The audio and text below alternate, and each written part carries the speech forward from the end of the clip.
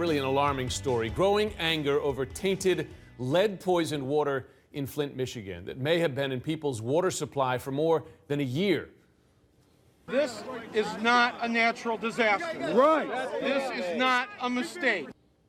Others are echoing Flint native Michael Moore's message. Jesse Jackson calling the city a crime scene. Also, Hillary Clinton and Bernie Sanders expressing outrage during the debate, calling for Michigan Governor Rick Snyder to resign. And right now, there is a large group of people protesting in front of the governor's mansion, his house in Ann Arbor, Michigan. That's where CNN correspondent Sara Ganim is right now. So Sarah, these protesters, they're calling for his resignation? They're actually calling for his arrest, Jim. These people out here, about 150, 200 people have been out here for the past hour in the freezing cold. These people are angry. They're upset. These are residents of Flint. They're upset with how this happened, how they feel like their health care had to take a backseat to cost-cutting measures, how this took so long for officials to acknowledge that there was lead in their water, Jim. They're upset that they believe that a 400% spike in Legionnaire's disease over the 2 years that they had different water, Flint River water, flowing through their taps.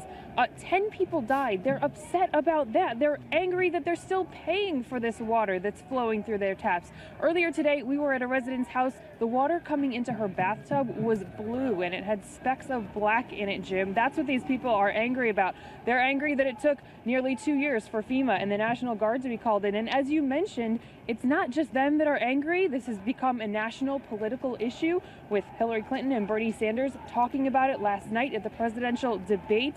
Rick Snyder, the governor here in Michigan, has taken to Twitter to respond, saying this, quote, "Political statements and finger pointing from from political candidates only distract from solving the Flint water crisis."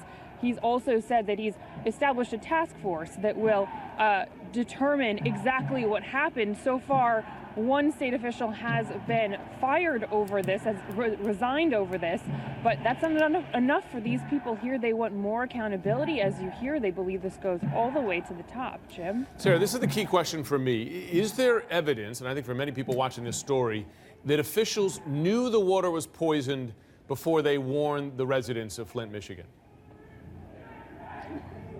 So as public documents begin to come into the public domain, we are learning that there is evidence that state officials knew as far back as February that certain Flint homes had very high levels of lead in their water, and that as early as April, the EPA was aware of some of that as well.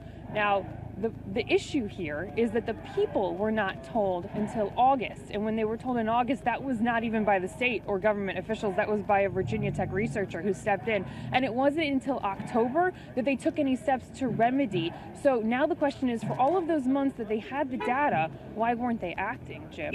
No question. I mean, just alarming to watch this play out. Sara Ganim in Flint, Michigan. Thank you. In Ann Arbor, rather.